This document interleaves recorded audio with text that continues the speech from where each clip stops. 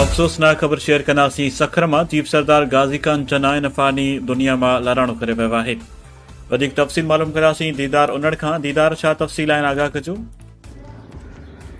जी बिल्कुल साजिद, अफ़सोसनाक ख़बर है चना क़ौम जे लाइ। चना क़ौम जो जेको अॼु चीफ सरदार गाज़ी खान चना जेको आहे उहो फ़ौत थी वियो आहे। उन जी जनाज़ा नमाज़ जेकी आहे उहा अबाणे ॻोठ सरदार गाज़ी खान चना में पक्का चना में ज़िले जैकाबाद में अदा कई वेंदी।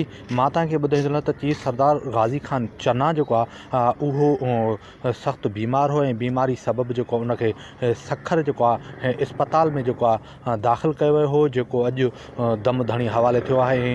ऐं अफ़सोसनाक ख़बर इहा आहे त चना क़ौम जेकी आहे न अॼु सरदार गाज़ी खान चने खां महरूम थी वई ऐं सरदार गाज़ी खान चना जेको आहे अॼु फ़ौत थी वियो आहे। ऐं फ़ौत थियण बैदि जेको आहे सरदार गाज़ी खान चना जेको ॻोठु आहे उहो ज़िले जैकाबाद में आहे ऐं जैकाबाद जो तालुको ठुल्ह जेको आहे उन ठुल्ह भरिसां मीरपुर ॿोड़े वेझो जेको आहे सरदार जो ॻोठु आहे ऐं जिते जेको आहे जनाज़े नमाज़ जेको आहे 6 बजे अदा कई वेंदी। ऐं अॼु जेको आहे उते ख़बर पवण शर्ती जेको इलाइक़ो आहे उहो पूरो जेको आहे न सोग में वठिजी वियो आहे। ऐं उते जी जेके ॻोठ जूं जेके बाज़ारूं आहिनि, शहर आहे नंढड़ो, नंढे शहर जूं जेके बाज़ारूं आहिनि, दुकानदार ऐं ॿियो जेको आहे उहे समूरो मुकमल बंदि थी वियो आहे। जी।